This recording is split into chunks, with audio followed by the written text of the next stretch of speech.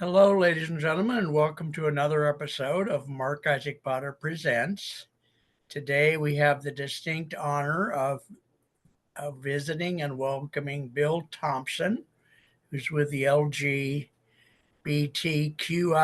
group in Los Angeles. They have an app, they have a website with free marketing and all kinds of fun stuff. Bill, tell us a little bit about yourself as a person, and then go ahead and tell us about your group and how you started it and the rest of it there. No, hey there, Mark. Okay, thank you. Yeah, Thank you for allowing me to hear. very much so.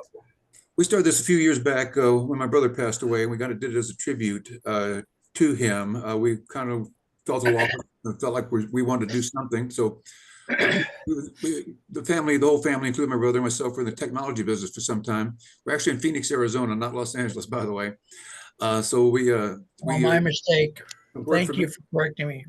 We worked for many years with Cox Communications out here in Phoenix. And then my brother went back to Kentucky. He was a member of the community and didn't go so well. He ended up committing suicide a few years back. Okay. And so the family was quite upset about it. So we decided to create this application. Guides folks like my brother could have used it to find friendly places that are not racist or homophobic, places where they can go not be judged. So that's why we did it. Okay, good. Now, how many years did you say you've had it going?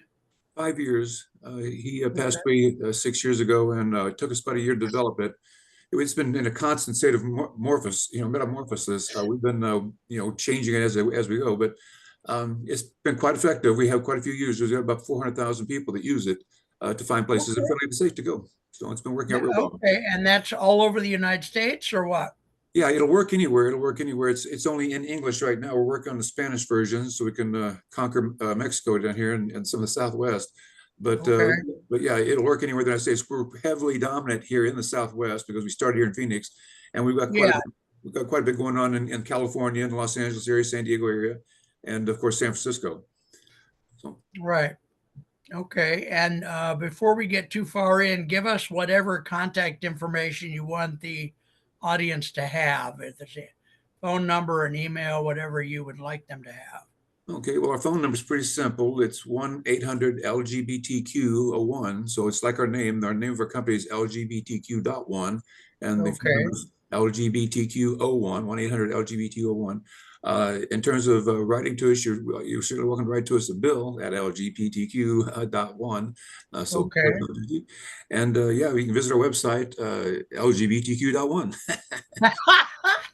Oh, that's good to remember. That's easy to remember. Very cool. They all kind of work together. All right. So are there you want me to ask some standard questions, or are there other things you'd like to say to people? Well, it's free to use. There are upgrades you can do, but the basic service, the one we developed 5 years ago, is free still. We haven't changed our pricing structure in 5 years. We do have a $5 package. We have a $19 package that you can upgrade to if you choose to. Some folks will make a little contribution to the cause, but it's free to use, and so it's been very successful for that reason, because it is free to use. A lot of people are using it to find places they can go and services that are friendly. So, but ask me the standard questions there, Mark. Okay, so tell us a little bit about yourself as a human being. People like to relate to people. So where did you grow up? What is your educational path? That kind of thing. Tell us that kind of stuff. Okay, well, our parents were from a little town, up in the hills of Kentucky, Nebo, Kentucky. So real hillbillies.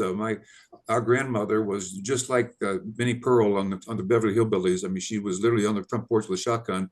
So she was, and her name was Pearl Vincent. Very good. Yeah, so I mean, she was, the typical up in the hills granny, sitting on the front porch in a rocking chair.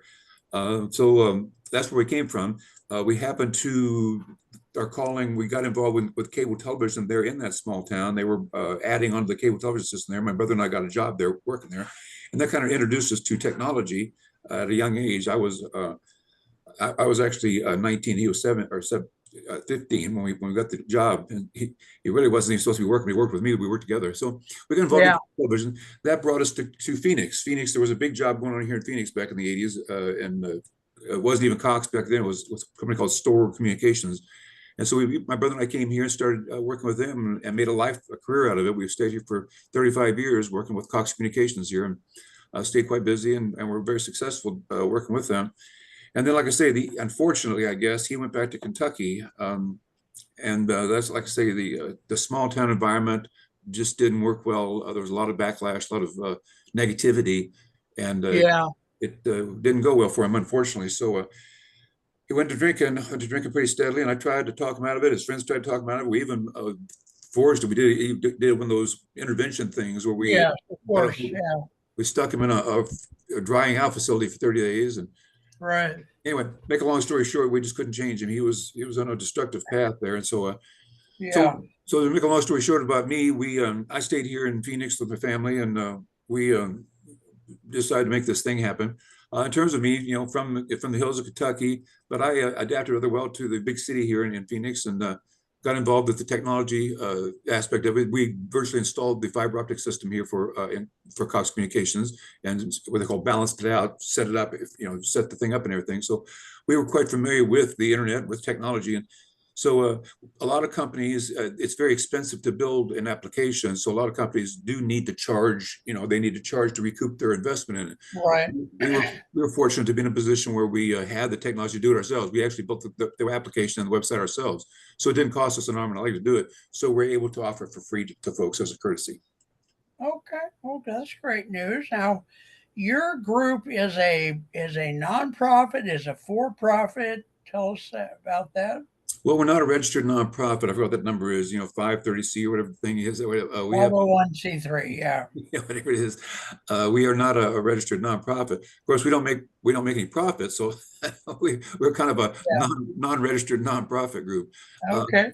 But we're not doing it for a profit necessarily. We're doing it. We're trying to get the word out. Basically, we're trying to get the word out that it's a friendly environment that people can go to and not face the kind of backlash my brother faced, and hopefully not make the decisions he made. Hopefully, a large part of his alcoholism and his demise was the town he lived in, the negativity he was facing. I think if he had stayed here in Phoenix, things would have gone upwards. It would have been better. Yeah.